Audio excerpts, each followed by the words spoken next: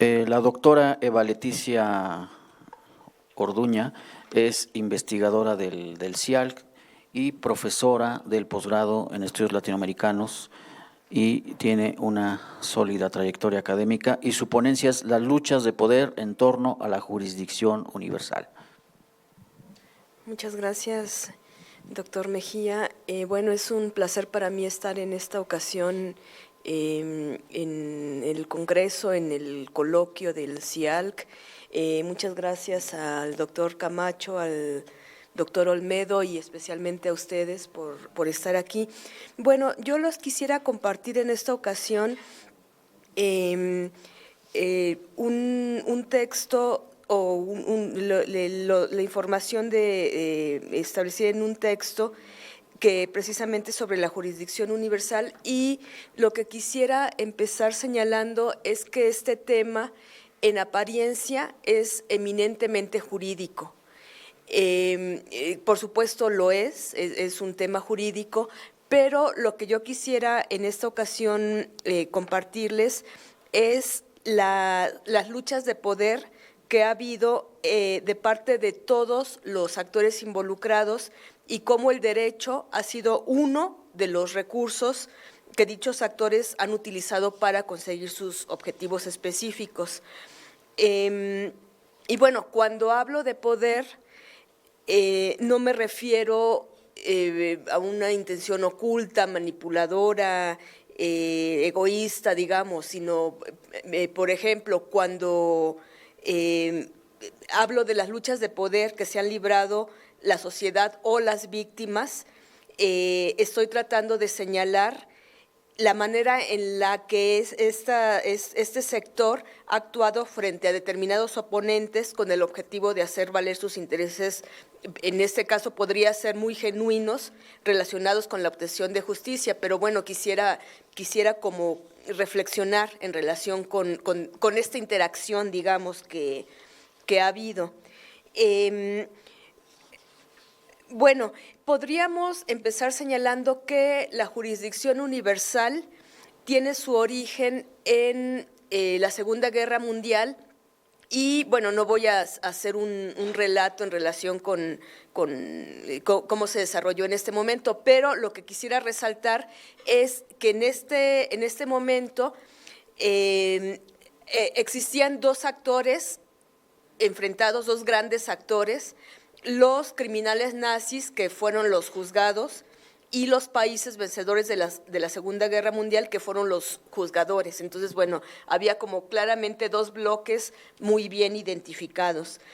Y, por el contrario, los que se están realizando actualmente, que empezaron a realizarse a finales del siglo pasado,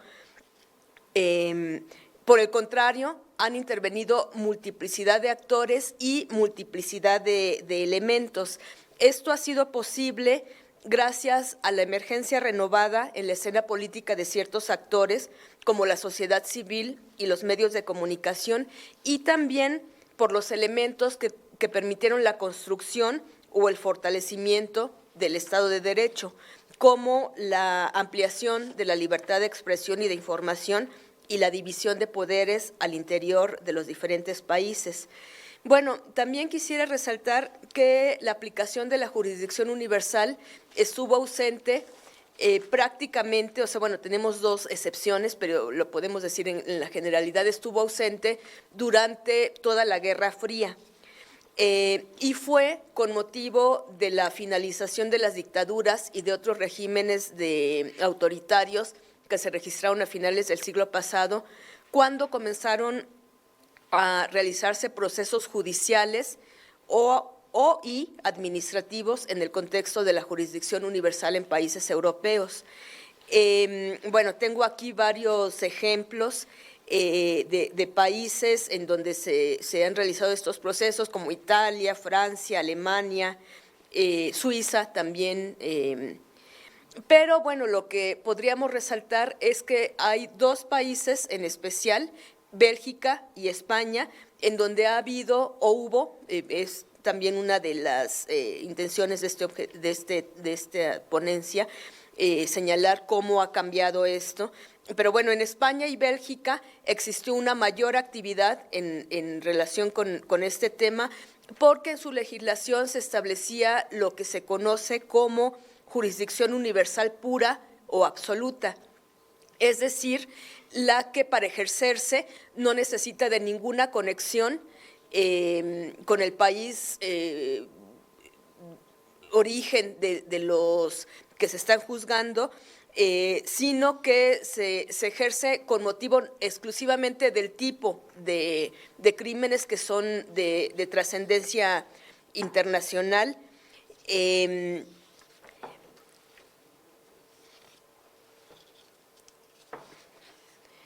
Bueno, para poder analizar de una manera mejor los procesos que se están llevando en relación con las luchas de poder y la jurisdicción universal, estoy tomando el caso conocido como caso Guatemala, que es el que se presentó en diciembre de 1990 por Rigoberta Menchú dentro de la Audiencia Nacional Española por delitos de genocidio, tortura, terrorismo, asesinato y detención ilegal en contra de 7 altos funcionarios militares responsables de la conducción del país en ese momento, incluido Efraín Ríos Montt. Bueno, entonces, lo que en relación con esta querella que se presentó, podemos ver en un primer momento las acciones que se realizaron desde el poder estatal, así lo he estado como clasificando con el efecto del análisis, y lo que podemos ver también como de manera general, después vamos a hacer como un análisis un poco más fino, pero de manera general podemos ver también como 2 grandes bloques, o sea, la lucha de poder entre la visión conservadora que implicaba o que buscaba el mantenimiento en el poder de ciertas personas y grupos, y una visión que le podríamos llamar como progresista a favor de los derechos humanos y, bueno, del establecimiento de responsabilidades de las personas que violaron los derechos humanos. Entonces, bueno, en un primer momento podemos ver las luchas de poder que se establecieron en España. Y aquí podemos identificar como principales actores a favor de la jurisdicción universal, la Audiencia Nacional y el Tribunal Constitucional, y en contra de la aplicación, la Fiscalía, el Tribunal Supremo y el Poder Legislativo. La Fiscalía tuvo como una actuación muy vehemente con el objetivo de que el caso fuera desechado. En diferentes momentos, o sea, bueno, desde diciembre de 1999 que se presentó y hasta el año 2015 cuando fue ya desechado. Pero los actores más enfrascados, podríamos decirlo así, en la lucha, fue precisamente la Fiscalía y los jueces de la Audiencia Nacional, estos últimos a favor de que se estableciera la jurisdicción universal en relación con este caso. Bueno, tengo me baso, una de mis fuentes principales es una sentencia que se realizó en 2003 por el Tribunal Supremo, en donde la conclusión, o sea, bueno, es una sentencia muy grande que amerita mucho análisis, pero, digamos, la conclusión es que el caso solamente se podría investigar en relación con, o sea, juzgar los delitos en donde hubiera víctimas españolas. Y hubo otra resolución del Tribunal Constitucional en 2005, en donde, podríamos decir, echa atrás esta resolución y se señala que puede investigar no solamente víctimas españolas, sino todas, como estaba planteada originalmente en la querella. Entonces, bueno, aquí podemos ver estas luchas de poder, no nada más en relación con las dos instancias, Tribunal Supremo y Tribunal Constitucional, sino también dentro del mismo Tribunal Supremo vemos estas luchas de poder porque la votación estuvo muy dividida. 7 magistrados estuvieron a favor, a favor de que solo se juzgaran los delitos por víctimas españolas. 7 a favor de la jurisdicción plena y 8 en contra. Y dentro de esta resolución del 2003 es muy importante un voto particular que se realizó por los magistrados disidentes o los que estaban a favor de la jurisdicción plena, que también ha sido muy, muy importante, no nada más para el caso Guatemala, para el caso de España, sino en relación con la jurisdicción universal en general, porque, tengo aquí también como el análisis que se señala, pero también podríamos decir en general que cuestiona las resoluciones internacionales que se citan en la resolución del 2003 y, como que va punto por punto deslegitimando cada uno de los fundamentos que se utilizaron en la sentencia de 2003. Entonces, se ha señalado que este voto particular fue decisivo o fue fundamental para la resolución que se realizó en 2005 a favor de la jurisdicción plena, y esto es cierto, porque además es un voto muy, muy bien fundamentado, con argumentos muy sólidos. Pero también, esto es cierto, pero también tenemos que tomar en cuenta que la correlación de fuerzas cambió, porque uno de los magistrados disidentes, con el arribo socialista al poder, se convirtió en el fiscal general de la nación. Entonces, en este sentido, la fiscalía, y en este momento en concreto, porque en lo general estuvo siempre en contra, pero en este momento estuvo a favor de la jurisdicción plena y ya no estuvo como tan enfrascado como en el pasado, y sí se pudo dar esta nueva resolución en 2005. Entonces, vemos aquí la actuación del Poder Judicial. Ahora quisiera referirme, estamos en España, quisiera referirme a la actuación del Poder Legislativo. El Poder Judicial tiene como incidencia en los casos particulares que está analizando. Por supuesto, crea jurisprudencia y esta jurisprudencia sirve como guía, podríamos decirlo así, para resoluciones anteriores. Entonces sí tiene también como una influencia fuerte, pero en donde jurídicamente tiene poder para resolver es en los casos concretos. En la actuación del Poder Legislativo, esta actuación es más amplia, porque pues está dando los fundamentos para que se pueda legislar y que se pueda resolver en relación con la generalidad de los casos. Entonces, tenemos 2 momentos importantes, que es 2009, en donde hay reformas a la ley orgánica del Poder Judicial, que es en donde está establecida la jurisdicción universal, en donde se limita muy fuertemente esta jurisdicción universal, y en el 2014, en donde prácticamente se anula. Sí está establecido en la letra, pero en sustancia, en realidad, ya no hay posibilidades para ejercerla. Ahora quisiera referirme a las luchas de poder que se entablaron entre Guatemala y España. Entonces, lo que se libró en España fue la lucha por señalar si había o no si se podía o no ejercer la jurisdicción universal. Entonces, pero ya cuando se resolvió que sí se podía, ya se vio como unificado. O sea, bueno, España pretende ejercer la jurisdicción universal en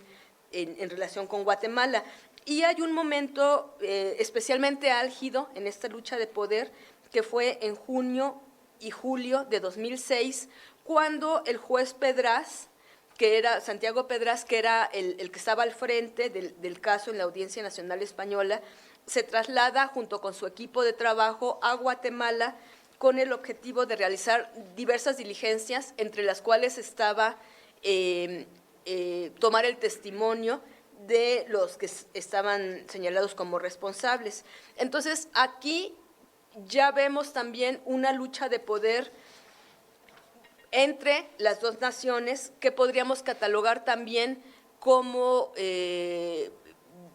un conflicto incluso como diplomático. Y esto lo podemos establecer porque en Guatemala los responsables señalaron que se estaba atentando contra la soberanía, y esto nos sitúa también en el terreno de las relaciones internacionales entre los dos países. Bueno, dentro de Guatemala, las tácticas mayormente usadas por los imputados de violaciones a los derechos humanos en general, que han sido la utilización del juicio de amparo y otros recursos judiciales para impugnar errores de fondo y utilizar artilugios legales para retardar dichos procesos. O sea, esto es en general. Esto fue utilizado también en este caso que se traslada el juez Pedraz a Guatemala. Entonces, las diligencias de Pedraz fueron suspendidas ante un recurso promovido por Germán Chupina, que fue director de la Policía Nacional en el momento en que se realizaron los hechos, y por cierto, que está encarcelado ahorita en Guatemala por el delito de desaparición forzada. Y bueno, también Efraín Ríos Montt promovió un recurso de inconstitucionalidad que fue rápidamente imitado por los imputados. Entonces, esto, bueno, ocasionó que las diligencias fueran suspendidas, y una vez que Santiago Pedraz regresa a España, emite órdenes de captura con miras a extradición, que también son rechazadas en Guatemala. Bueno, entonces, la táctica de argumentar errores de forma fue eficiente, o sea, se logró que se terminaran con las diligencias. Y dentro para realizar este texto, ¿cuánto tengo? 2 minutos. Bueno, iba a leer una entrevista muy, muy interesante de Gustavo Meoño, que fue una de las personas que promovió la querella, pero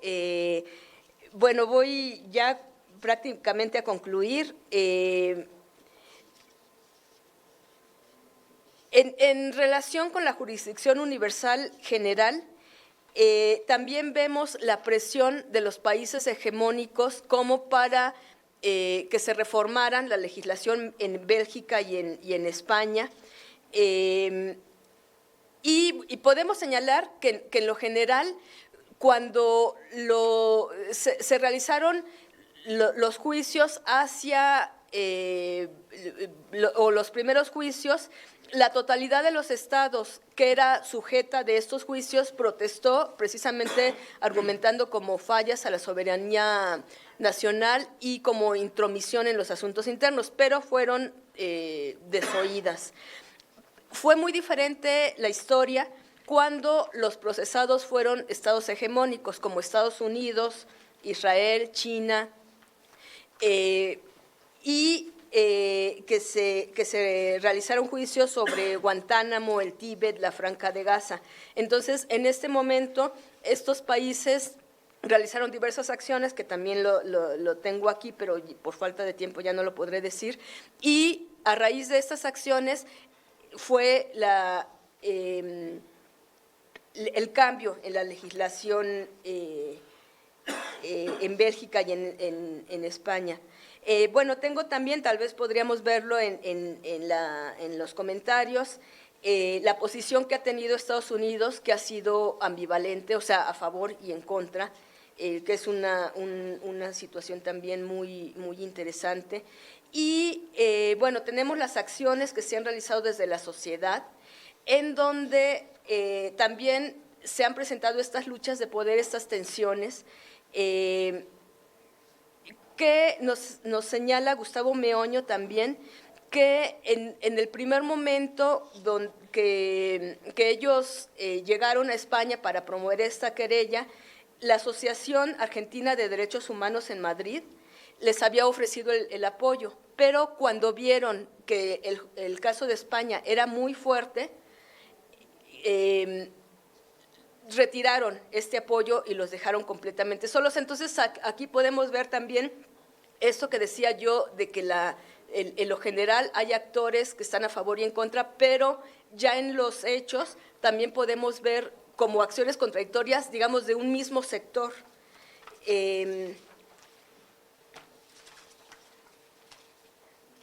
Bueno, podríamos concluir entonces